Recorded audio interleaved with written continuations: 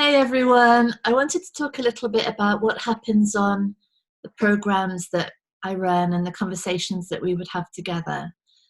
And basically, what we're looking at is how all of our reality of self, all of the reality out there, is an experience created in thought and belief. It's coming from all the associations, all the meanings, all the concepts, everything that's been learnt over the life of this body. And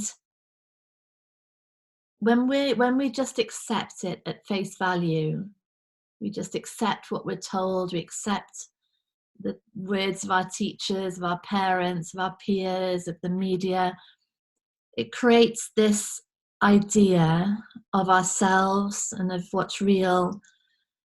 And that can just be life.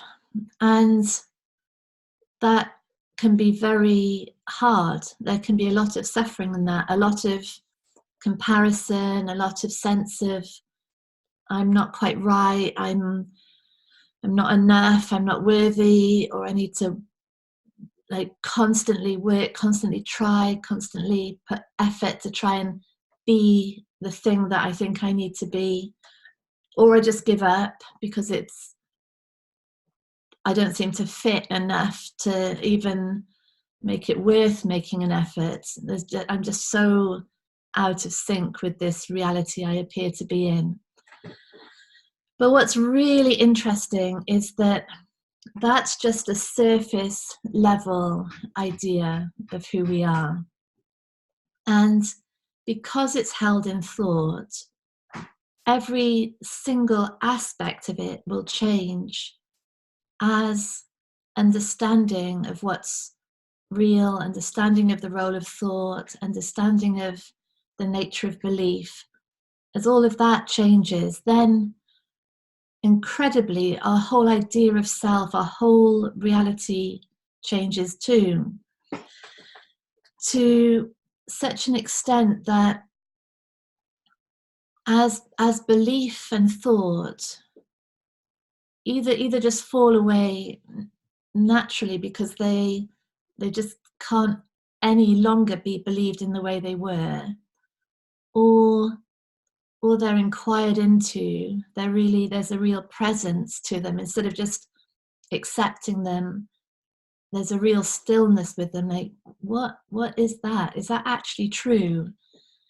And so essentially what happens is the whole story of self and other is realized as this series, like this hall of mirrors. It's all arising from the same conditioned thought. And as that is realized, it gets lighter and lighter. That's really what enlightenment means. This idea of self becomes lighter, lighter, lighter, until all that's there is the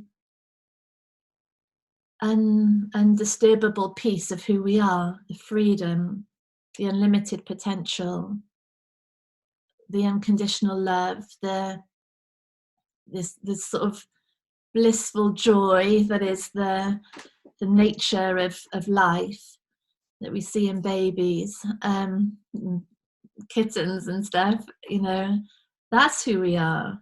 But it's just covered over, layer of layer of layer, covering it over. And the self idea is looking for it because we know that's who we are.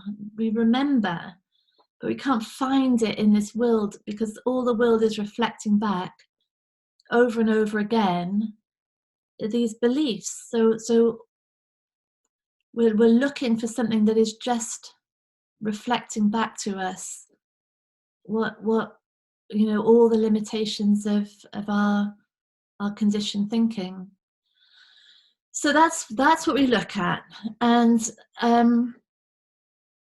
we have conversations about all sorts of things to really explore from every angle what's going on with that, because all the time what we're looking for is is that shift, is that realization, is that lightening, is the sort of less and less dense pain of the suffering in that story of belief of who we think we are. And so you know, some of we can talk about you know, a lot of interventions, a lot of therapies just deal with this surface level of belief and thought, and trying to change one belief for another, or saying, well, it's all just thought, you know, it's not true. But what we want really is that fundamental embodied shift, so profound in us that there cannot be a continued false idea of who we are. It just makes so little sense, because the benchmark has changed, the understanding has changed, that everything is different. So that's what we do. That's what we look at. And if you'd like to find out more, then just let me know, and we'll catch up and see where we go. Thank you. Bye.